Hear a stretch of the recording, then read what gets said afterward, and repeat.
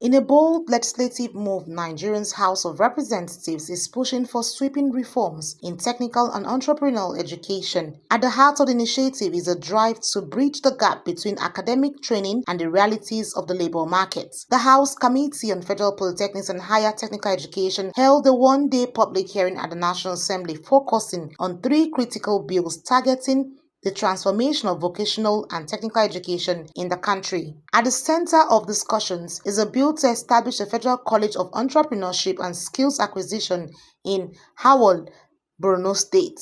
Two other bills seek to amend the Federal Polytechnics Act aimed at plugging legal gaps and expanding academic opportunities across Nigeria's polytechnic system.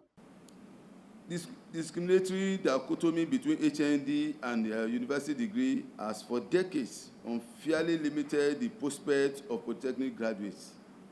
Despite their rigorous training and technical acumen, it has contributed to the underemployment and professional marginalization of a significant sector of our workforce.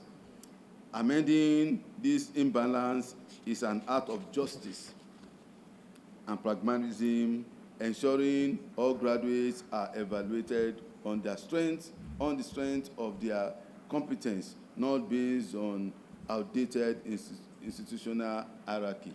But not everyone is on board. The Minister of Education, Dr. Olatunji Alausa, cautioned lawmakers against establishing new institutions without addressing funding constraints. He urged instead that efforts should focus on strengthening existing ones. The minister, who was represented, emphasized the government's policy of equitable distribution of federal institutions, pointing out that all states except Sokoto and the FCT already host one federal polytechnic, and called for the suspension of Howard College proposal. The ministry urges the distinguished members of the Green Chambers to prioritize resource allocation towards the successful takeoff of already established institutions rather than initiating new ones. Furthermore, the Federal Ministry of Education has streamlined and expanded avenues for the establishment of private tertiary institutions. States and individuals are encouraged to leverage on this opportunity to contribute to national educational development.